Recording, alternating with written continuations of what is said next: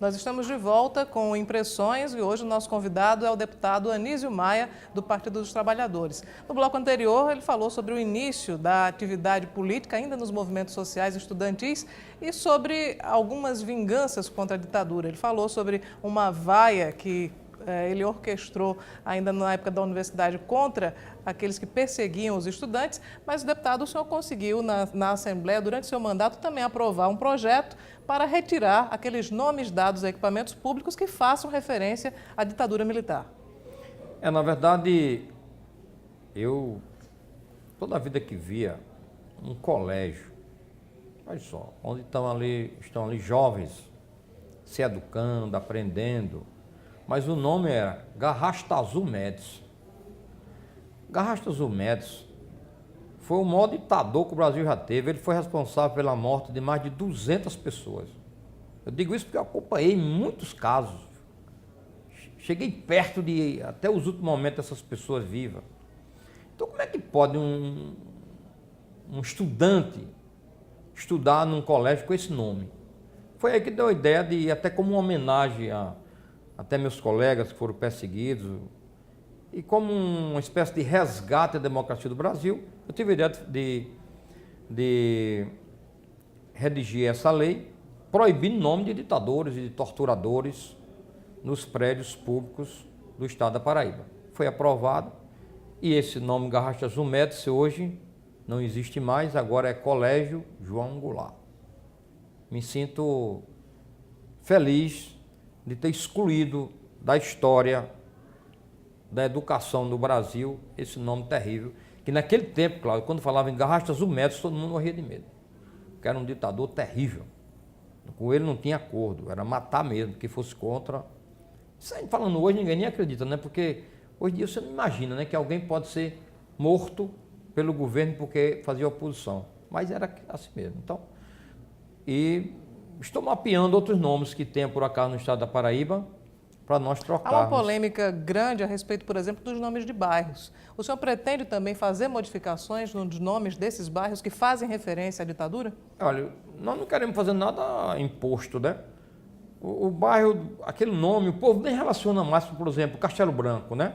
Valentina Figueiredo. Valentina Figueiredo ainda é pior. No caso de Valentina, a lei não atinge porque ela é a mãe do ditador.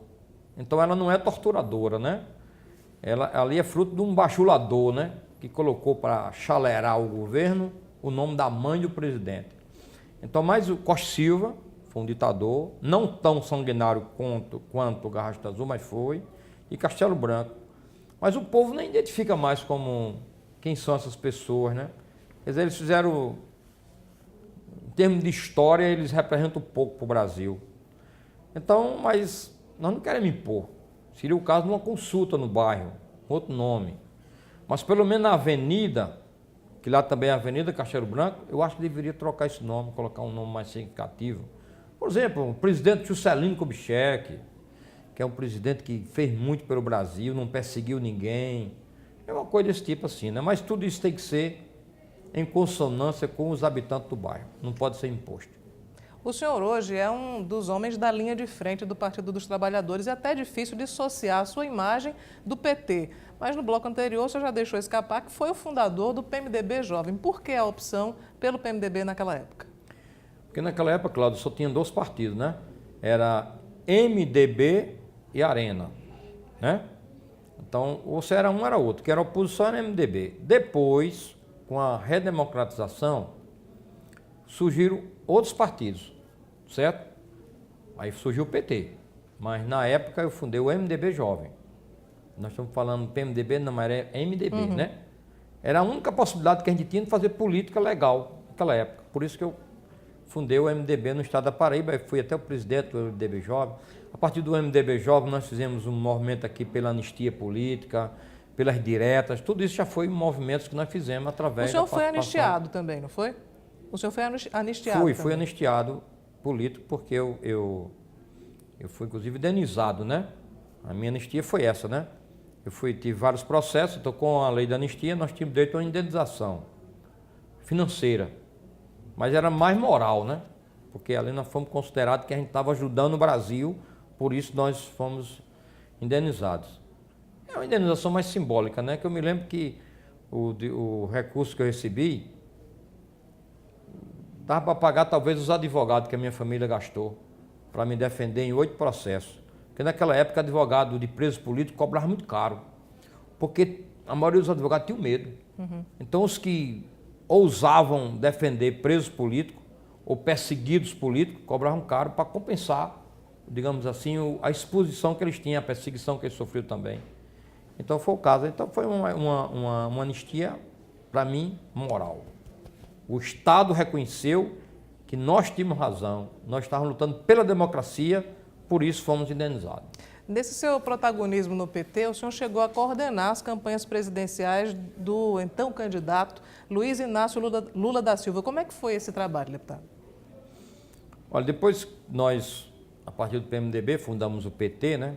Eu tenho um pouco dessa história também. Eu fui fundador do PT na Paraíba e no Brasil. Eu assinei o primeiro livro do PT, que foi por TRE, junto com Lula, com toda aquela liderança. Quais os nomes da Paraíba que nesse momento também estavam participando da fundação do PT? No PT, naquele momento que eu me lembro que ainda milita por aqui, tem Ronaldo Barbosa, que hoje é do PSB, foi um militante também. Várias pessoas do Sintep que ainda hoje militam, como Arruda, que é coordenador do Sintep, Juscelia Figueiredo também foi fundadora, Laércio Lozano, e teve, não me lembro de todos, mas era um grupo que geralmente era professor da universidade. O PT da Paraíba foi fundado assim: um grupo de professores da universidade, que no caso era Laércio Lozano, era professor, um grupo de professores da ANPEP, que hoje é Sintep, e o PMDB Jovem, além do setor da igreja. Esses 4 agrupamentos foi que organizaram o PT na Paraíba. Foi diferente da nível nacional, que a nível nacional era muito sindicalista, né? Nós, naquela época, na Paraíba, só tínhamos 2 movimentos sindicais que eram de oposição. Era o Sintep, que chamava-se ANPEP na época, e 2 sindicatos de trabalhadores. Um sindicato dos Textos, que era sob a liderança de Edvan Silva, que também foi outro fundador do PT, e Luiz Silva, que era presidente do Sindicato dos Trabalhadores Rurais, lá no Cariri da Paraíba. Se eu não me engano, São Sebastião do Umbuzeiro. Veja, a gente só tinha 2 sindicatos, um de professores, aliás, 3 sindicatos que fundaram o PT da Paraíba. Porque naquela época era muito difícil você fazer sindicalismo de forma livre. A partir daí tudo cresceu, né? O PT foi crescendo pouco a pouco. Na primeira eleição, nós tivemos 4.000 votos da Paraíba. Era o voto vinculado. Você votava do governador ao vereador num partido só. Então o PT foi sua primeira eleição. Nós tivemos 4.000 votos em todo o estado da Paraíba. Em João Pessoa foi 1.000 votos. Você imagina. Toda a cidade de João Pessoa teve 1.000 votos. Então as dificuldades eram grandes, mas nós conseguimos superar, né? Chegamos onde chegamos, até eleger vários presidentes da República. Em que momento da coordenação da campanha de Lula o senhor imaginou que poderia dar certo aquele projeto? Olha, nós participamos de 3 campanhas que não logramos êxito, né? 89, depois 2 vezes com o Fernando Henrique, 1 vez contra Collor, 2 vezes contra o Fernando Henrique, perdemos todas as 3. Na 4ª foi quando houve aquelas mudanças no PT, flexibilizando as alianças, um programa mais moderado, o partido já estava mais forte, já tinha prefeito, já tinha mais deputados, vereadores, então mais sindicalistas. Mas a campanha de Lula, ela foi a campanha mais emocionante, eu acho que o Brasil já teve. Era uma campanha linda. Você vê hoje, tratando da política que é hoje, se lembrar daquela época, você fica vendo como mudou para pior, né? Era uma campanha que era totalmente financiada pelo povo.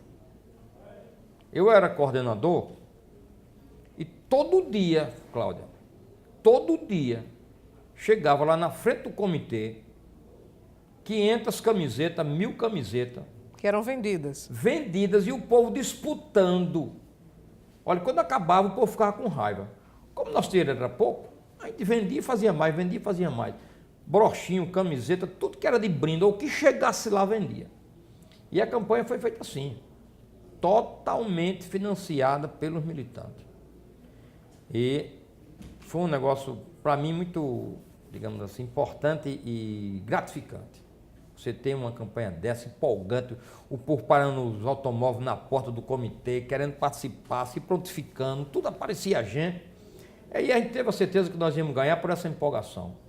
Cada dia mais gente, a campanha, inclusive, bonita, emocionante, aqueles pessoas importantes da cultura, da literatura, da política, dos direitos humanos, se incorporando na campanha, e foi aí que nós ganhamos. A campanha mais linda que já houve no Brasil. Bom, e o PT chegou ao poder, o PT permanece no poder e hoje enfrenta muitas contestações. Nós vamos falar sobre isso e também sobre as principais bandeiras do mandato do deputado Anísio Maia daqui a pouco, depois do intervalo.